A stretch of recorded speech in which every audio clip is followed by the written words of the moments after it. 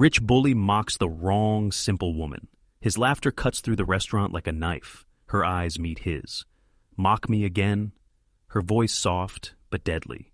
He has no idea what's coming. In seconds, he'll instantly regret every word. The Sterling Room wasn't just a restaurant. It was Manhattan's temple of prestige. Crystal chandeliers suspended from coffered ceilings cast a warm glow over tables, where deals were brokered and reputations forged. White orchids graced each table, their delicate petals mirroring the fragile egos that dine beneath them. To enter these hallowed halls was to announce one's arrival in New York's social pantheon. Margaret Walker pushed through the heavy glass doors, immediately drawing curious glances. Her simple black dress, chosen for comfort during her grueling 20-hour flight from Singapore, hung slightly loose on her slender frame. The wrinkles told stories of airport terminals and cramped economy seats. Her chestnut hair, normally styled with precision, had rebelled during the flight, escaping its hasty ponytail in wisps that framed her exhausted face. Dark circles shadowed her eyes, a testament to back-to-back meetings, followed by the international dateline's disorienting jump. She hadn't even stopped at her hotel, coming straight from JFK with her small carry-on, which she now discreetly tucked beside the host stand. Margaret had prioritized punctuality over appearance, a choice the Sterling Room rarely witnessed. "I believe Antonio is expecting me," she said quietly to the host, who studied her with barely concealed skepticism. At the center table sat Richard Harrington, a hedge fund manager whose reputation preceded him in Manhattan's upper circles. His Savile Row suit fit like armor, his Swiss watch catching the light with each deliberate gesture. His companions, similarly tailored and coiffed, hung on his every word. Richard was one of those men who measured their worth by how effectively they could diminish others. His specialty was the casual cruelty delivered with just enough wit that bystanders felt permitted to laugh along. He collected these moments like trophies: the stammering waiter, the flustered shop girl, the tourist who dared ask him for directions. It wasn't about followers or fame. It was simpler and more primal, the rush of power that came from public dominance. Richard's attention shifted as Margaret was led to a table. His predatory gaze registered her rumpled appearance, her obvious fatigue, her simple attire. A slow smile spread across his face, the same smile that had preceded countless humiliations. "Well, well," he murmured to his companions, loud enough for nearby tables to hear. "Looks like someone got lost on the way to the diner down the street." His companions snickered on cue, their laughter drawing more attention to Margaret. She noticed, of course, but unlike Richard's usual targets, Margaret didn't shrink. Instead, she met his gaze directly, her exhausted eyes suddenly sharp and assessing. The hunt had begun, but this time, the prey was watching the hunter. Margaret opened her menu, her fingers still stiff from the airplane's recycled air. The Sterling Room's signature lighting, designed to flatter the complexions of its wealthy patrons, cast a soft glow across the pristine tablecloth. She could feel Richard's gaze boring into her, cataloging each perceived flaw: the faint coffee stain on her sleeve, her travel-worn shoes, the absence of designer accessories that served as the Sterling Room's unofficial entry fee. A waiter approached, his practiced smile wavering slightly when he saw her. He was young, perhaps mid-20s, with the careful posture of someone who had learned that perfect service was his only armor in rooms filled with power. "Perhaps Madam would prefer our prefix option," he suggested, pointedly avoiding mention of the chef's tasting menu, the most expensive offering. His eyes darted briefly toward Richard's table, as if seeking approval for handling this unexpected situation. "The full tasting menu, please," Margaret replied, her voice carrying a quiet confidence that momentarily confused the waiter. "And sparkling water for now. I'll decide on wine after speaking with Antonio." The mention of the owner's name caused the slightest flicker of uncertainty in the waiter's eyes, but he nodded professionally and withdrew. Richard's laugh cut through the ambient conversation like a blade. "Better check your credit limit first, honey. That menu costs more than your entire outfit." Several diners turned to watch the unfolding spectacle.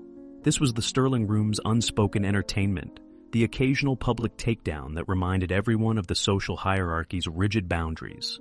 A ritual of reinforcement, where those inside the circle demonstrated why others should remain outside.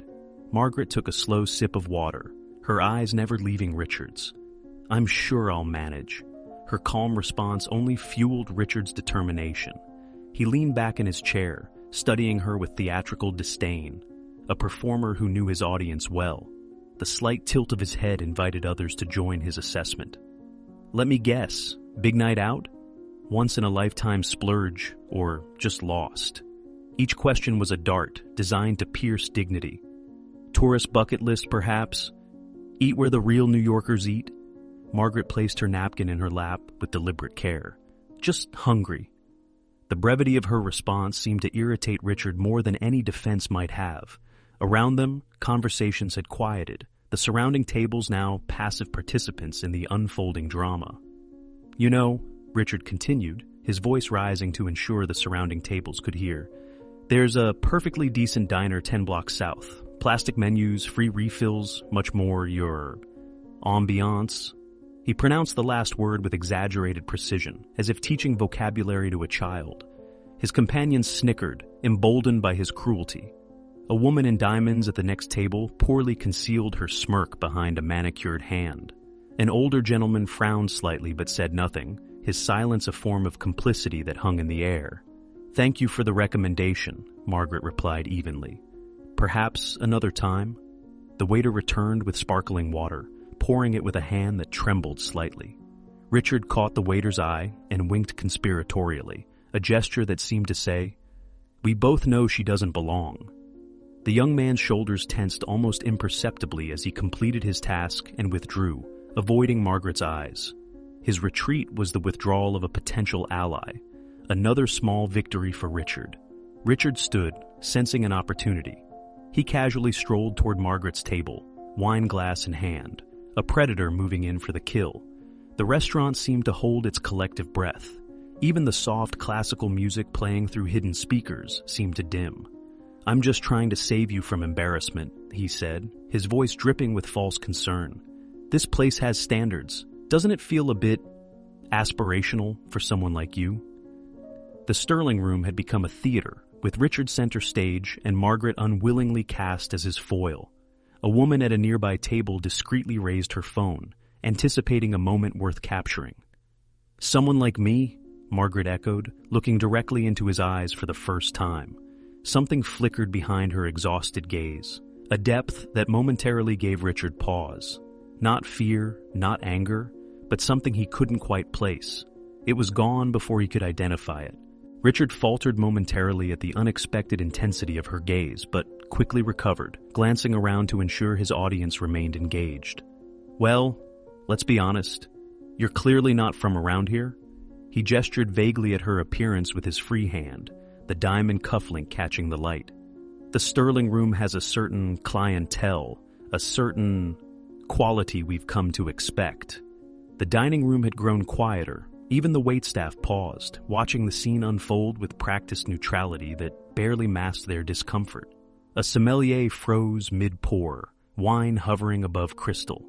"And you're the arbiter of quality?" Margaret asked, her voice still composed, but with a new edge that made several observers shift uneasily in their seats. The question wasn't defensive. It was almost curious, as if she were studying a specimen.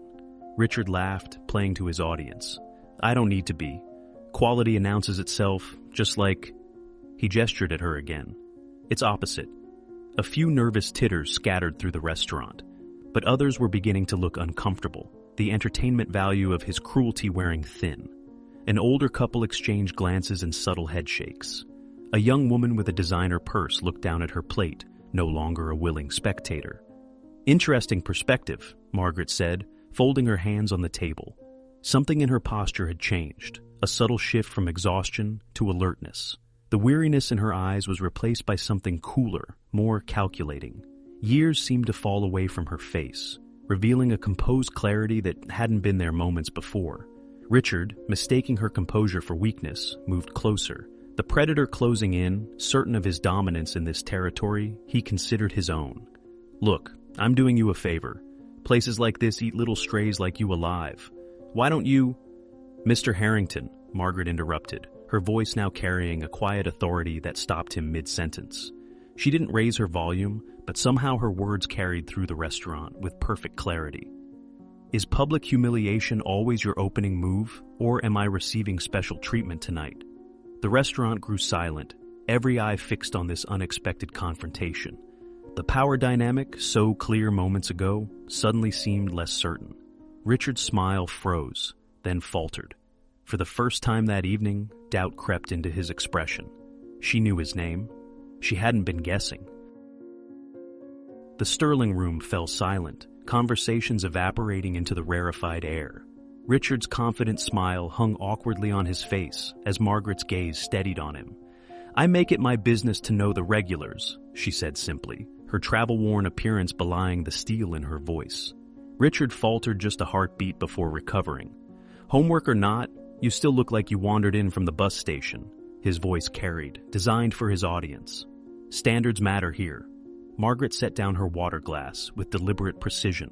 The exhaustion in her eyes cleared, revealing something that made several observers shift uncomfortably in their seats. Recognition of a predator who had chosen the wrong prey. "Mock me again?" she said, voice barely above a whisper. Those 3 words hung in the air. Not a question, not quite a threat, but a final warning before consequences. Richard laughed, sharp and hollow against the silence. Or what exactly? Margaret's eyes never left his. "Antonio!" she called, her voice suddenly commanding the entire room. Across the restaurant, a distinguished man looked up sharply, recognition and concern flashing across his face as he registered the scene unfolding at her table. Every diner held their breath for what would come next.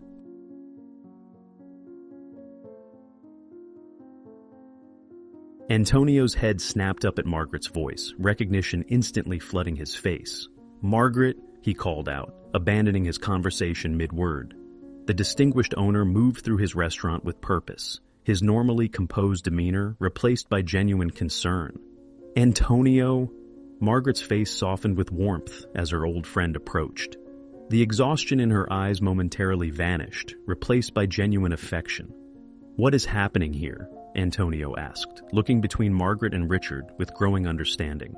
His hand rested protectively on Margaret's shoulder, a gesture that spoke volumes to the observing diners. "This gentleman was explaining your restaurant's standards," Margaret said quietly. "Apparently, I don't meet them." Antonio's expression transformed from concern to controlled fury. He turned to Richard, drawing himself up to his full height. "You were speaking of standards to Margaret Walker?" Richard shifted uncomfortably, sensing he'd stumbled into something he didn't understand. "Just a bit of harmless." "There is nothing harmless about disrespect in my establishment," Antonio cut him off, his accent thickening with emotion. "Especially not to the woman who helped my children through college, who taught my Sophia to play the piano, who has sat at my family's Thanksgiving table for 15 years. The restaurant had gone completely silent. Every eye was fixed on the unfolding scene. "Do you have any idea who Margaret Walker is?" Antonio continued, his voice carrying to every corner of the room. Richard swallowed hard. When my wife, Lucia, opened her art gallery, not one bank would give her a loan." Antonio's voice swelled with emotion. "It was Margaret who believed in her dream. Margaret who stood godmother to both my children. Margaret whose simple wisdom guided our family through every challenge." Diners exchanged glances, many leaning forward to catch every word. A woman at a nearby table nodded in quiet understanding. "The woman you mock for her simple dress," Antonio continued, gesturing to Margaret, "built half the schools in her hometown. The woman whose appearance you ridicule has done more good in this world than you will accomplish in 10 lifetimes. Antonio's hand moved to a hidden earpiece. "Security," he said simply. 2 impeccably dressed men appeared as if from nowhere, flanking Richard with silent efficiency. "Mr. Harrington is no longer welcome at the Sterling room," Antonio announced, loud enough for everyone to hear. "Nor at any establishment in my family's network." Richard's face flushed deep red. "You can't—" "I can, and I am," Antonio interrupted. "The Sterling room isn't just a restaurant, Mr. Harrington. It's my family's legacy. And in my family, we know the difference between wealth and worth." He turned to the security team. "Through the kitchen, please. He doesn't deserve to use our front door." As Richard was escorted away, stunned diners watched his humiliating procession through the restaurant. Those who had snickered at his cruelty minutes earlier now avoided eye contact, embarrassed by their complicity. Antonio turned to Margaret, taking her hands in his. "Forgive me," he said softly. "Had I known you were arriving tonight, I would have greeted you properly. Lucia will be furious that she missed you." Margaret smiled. "I came straight from the airport. Didn't want to miss Sophia's recital tomorrow." Around them, the restaurant burst into spontaneous applause, not for wealth or status, but for the authentic connection they witnessed. A reminder that true standards had nothing to do with appearances and everything to do with character.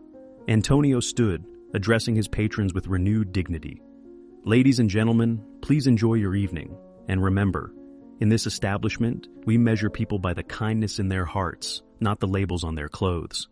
He turned back to Margaret, his stern expression melting into a warm smile. "Now, shall we call Lucia and the children? They'll want to know you've arrived home safely." 3 days later, Richard Harrington stood in his penthouse overlooking Central Park, staring at his phone in disbelief. The post had gone viral overnight. Shaky footage of his humiliation at the Sterling Room, captured by at least a dozen diners. Their phones had caught everything: his mockery, Margaret's calm dignity, Antonio's thunderous intervention, and Richard's walk of shame through the kitchen. "Das you rich bully" was trending nationwide. His social media accounts hemorrhaged followers by the thousands. Calls from business associates went unanswered. Dinner invitations mysteriously disappeared. The empire of influence he'd built, constructed on the foundation of others' fear, was collapsing like a house of cards in a hurricane. The comments were relentless. Finally, someone stood up to him. "Been waiting years to see him get what he deserves. This is the same guy who made my sister cry when she was his waitress." Richard's phone buzzed with a message from his publicist. "Cannot repair this. Strongly advise social media blackout. We'll call tomorrow to discuss exit strategy." Exit strategy. As if he were a failed business venture rather than a human being. Meanwhile, across town in a modest suburban neighborhood, laughter filled the backyard of a charming 2-story home. Children chased each other across lush green grass, while adults gathered around picnic tables laden with homemade dishes. The smell of barbecue filled the warm evening air. Margaret, now rested and relaxed in jeans and a simple blouse, stood beside Antonio at the grill, both holding beers and sharing stories like the old friends they were. "You should have seen his face," Antonio chuckled, flipping burgers with expert precision. 20 years owning the Sterling Room, and I've never enjoyed throwing someone out more." Margaret smiled, watching Antonio's youngest daughter teaching her own children how to play volleyball. "Some lessons need to be learned publicly," she said quietly. "The powerful rarely listen otherwise." "Speaking of power," Antonio said, lowering his voice, "Singapore went well? The water access agreement?" Margaret nodded, taking a sip of her beer.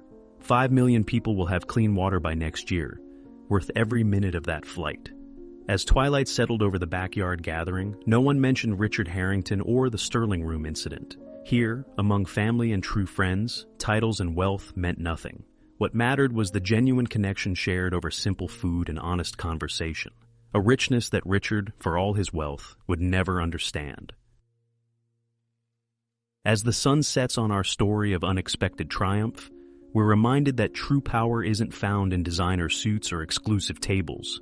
It's discovered in the quiet dignity of those who know their worth, regardless of how others perceive them.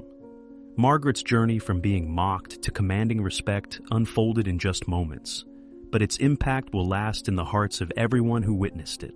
How many times have we judged someone by their appearance, only to discover later the depth of character hidden beneath? Have you ever been underestimated or witnessed someone being dismissed because they didn't fit the expected image? Share your experience in the comments below. Where are you watching from today? Let us know. We're building a community that values substance over superficial judgment. If this story resonated with you, don't keep it to yourself. Hit that subscribe button to join our growing family of storytellers and listeners who believe in the power of human dignity and unexpected heroes. Remember, in a world quick to judge, sometimes the most profound statement is simply standing your ground and saying, "Mock me again." New stories of triumph, justice, and unexpected heroes arrive every week.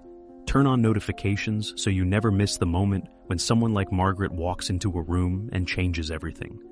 Until next time, this is a reminder that the most powerful people in any room aren't always the ones making the most noise.